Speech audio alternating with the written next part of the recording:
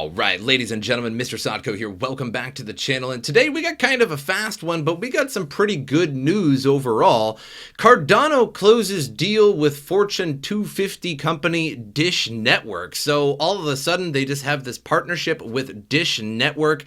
And there's not too many details about it so far. There was a live stream about this, and I didn't catch that, but there is some information floating around, a little bit vague, but it is a partnership nonetheless, and causing Cardano to go up by about 7% today, apart from the market. So Cardano Summit 2021 is here, and no stopping the founder, Charles Hoskinson. The keynote started with a crucial piece of news. Today, Hoskinson announced a major partnership with the American Fortune 250 company, the Dish Network. And as part of the deal, the two entities will jointly launch DIDs, or digital IDs, on Booth's mobile phone. This is a massive development of Cardano, enters the telco sector that is worth more than $1.7 trillion. Interestingly, Dish happens to be one of the early adopters embracing cryptocurrency after entering the blockchain space in 2014. Cardano founder and IOG's executives Hoskinson lauded Dish's transformation over the years and expressed excitement to be joining forces to amass millions of customers. He also underscored the need to innovate and provide new services while focusing on the highly fragmented system of digital identity, announcing a landmark partnership with Dish, bringing the world of global telecoms and the blockchain space together. It's the first collaboration of its kind, unlocking significant value for Dish's customers while growing adoption for Cardano. And that was the IOHK announcement. So I'm not so sure exactly if that's true, because Chainlink is with Deutsche Telekom, so it's kind of a telecom slash blockchain together, but this seems to be a bit bigger than that. So we have a Reddit post on this as well. It says Charles Hoskinson just announced a partnership with Dish to support their 5G infrastructure and bring Cardano solutions on both customer and network side. Just now, during the Cardano Summit event, Charles announced that their solutions will be available to over 8 million devices that Dish supports with their products. It says Dish Network Corporation is an American television provider and the owner of the direct broadcast satellite provider. Dish, commonly known as Dish Network, and the over-the-top IP TV service, Sling TV. Additionally, Dish currently offers a prepaid mobile wireless service, Dish Wireless.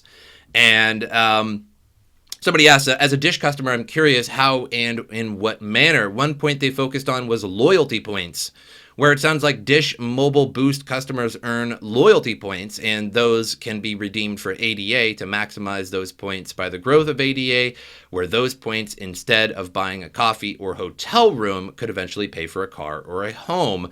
And then one person replies after that, sounds like selling pressure, and it kind of does, just a little bit.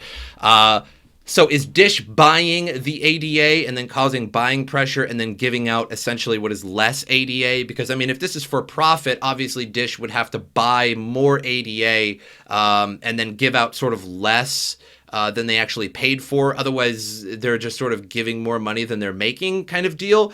But I think it is very interesting that the cryptocurrency market is now finally having some serious partnerships and some serious consistent partnerships with various corporations, especially like VeChain. They have probably the most partnerships in the industry. While it doesn't seem to be affecting the price, I would guess and bet that VeChain has the most, as they have a ton of different little partnerships with various companies for the supply management.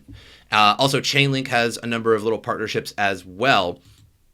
But moving on from that, Evergreen Chairman pocketed $8 billion in dividends while forcing employees to lend company cash. So basically, Evergreen is going under the second largest real estate firm in China, and they're literally asking their employees to give up their paychecks, and they're actually asking their employees to go around to friends and family and get money and give it to the company. And now those employees aren't getting paid, and they're pretty angry about that. New investigations by Forbes reveal Chairman Su Qian best pronunciation on YouTube.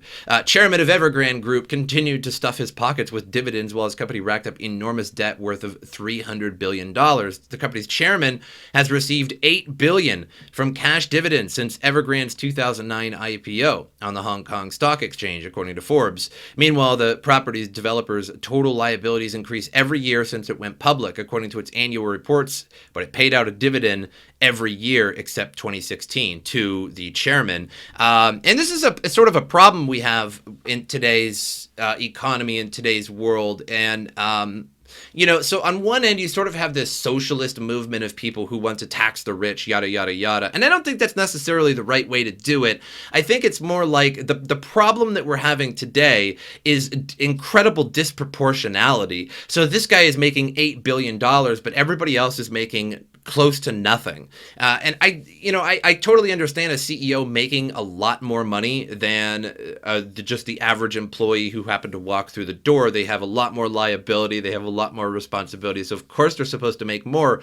But if you're paying somebody who's just walking in $10, $13 an hour to an entry-level job and the CEO is making $1 billion a year, it's just so insanely disproportionate in the sense that, like, even if you went to a restaurant, even if you went to a fast food restaurant, within an hour's time, you can produce hundreds, if not upwards of $1,000 worth of sales if there is a big bus of people or a big line of people and you're pushing out value meal after value meal, and each one of those is $10 because the prices are rising so much, and you pump out 100 of those in an hour, which is easy to do if you happen to be working in fast food. It's not really unheard of to do something like that. You made the company like $1,000, and I get it, there's overhead, other employees, payment for the products and stuff, but you got $10, the company got $1,000, and the CEO got $1 billion. And I just feel like it's completely disproportionate, and this is yet another case of it. Evergrande pushed China's housing market to the brink of disaster when it warned banks that it would be unable to make its debt payments due this month. And this is what's causing the markets to be so bad at the moment, is that every time bad news comes out about this Evergrande situation, the crypto market goes down even further, as it's very correlated in some way, shape, or form to the stock market. As soon as people panic, people start to sell.